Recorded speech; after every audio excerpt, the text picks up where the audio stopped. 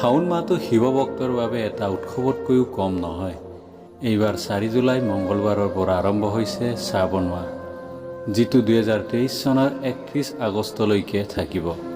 এই সময়ছোৱাত ভগৱান শিৱক সন্তুষ্ট কৰিবলৈ তেওঁৰ ভক্তসকলে জল অভিষেক, গাখীৰ অভিষেক আৰু ৰুদ্ৰাভিষেক কৰি আশীৰ্বাদ লাভ কৰে। পানীৰ কলহ এটা লৈও মহাদেৱ সুখী হৈ পৰে।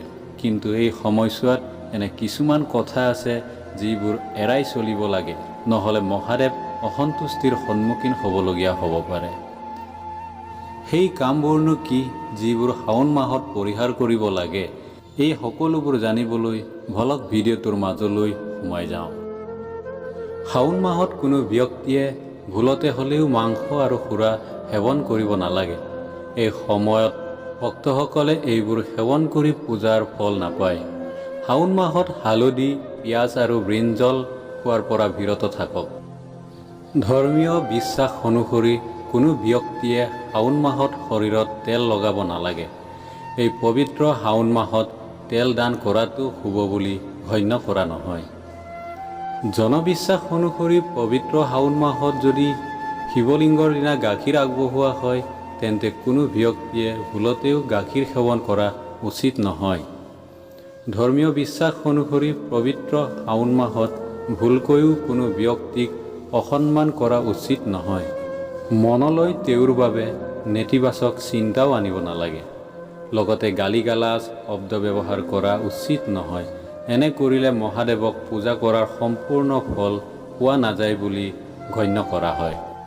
শাওন মাহত যদি কোনোবাই আপোনাৰ দুৱাৰমুখত আহে, যেনে গৰু, ম'হ, সন্যাসী আদি তেওঁলোকক সকলো আলহী, তেওঁলোকক খেদি পঠিওৱা উচিত নহয় বুলিও গণ্য কৰা হয়। শাওন মাহত কোনো ব্যক্তি কোমল বিচনাত থাকিব নালাগে। পাৰিলে মাটিত শুব লাগে।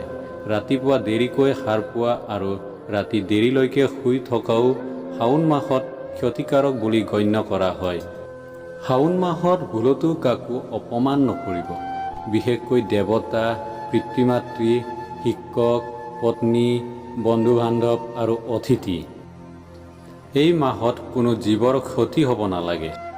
শাওন মাহত কোনো শুভ কাম কৰিব নালাগে, যেনে বিবাহ, ৰীতি-নীতি, জাতীয় অনুষ্ঠান, নতুন গৃহ প্ৰৱেশ কৰা ইত্যাদি।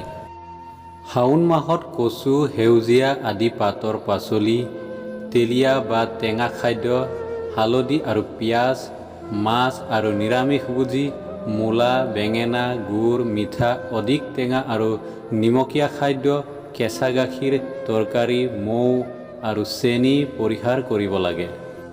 এই মাহত এই ৰোগ সৃষ্টিকাৰী খাদ্যবোৰ ত্যাগ কৰিব লাগে। ব্ৰঞ্জৰ বাচনত খাদ্য গ্ৰহণ কৰিব নালাগে।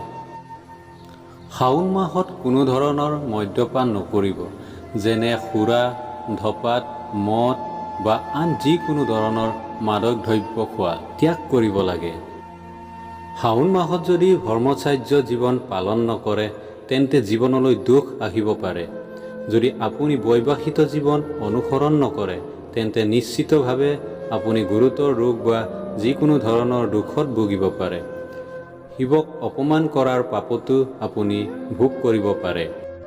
পবিত্ৰ শাওন মাহত ৰোজাৰাজী ব্যক্তিয়ে বিচনাত নহয়, মাটিত শুব লাগে আৰু দিনৰ ভাগত টোপনিও পৰিহাৰ কৰিব লাগে। বিশ্বাস অনুসৰি ৰোজা ৰখাসকলে এবাৰহে শুব লাগে, বাকী দিনটোত শিৱ ভক্তিত মগ্ন হ'ব লাগে।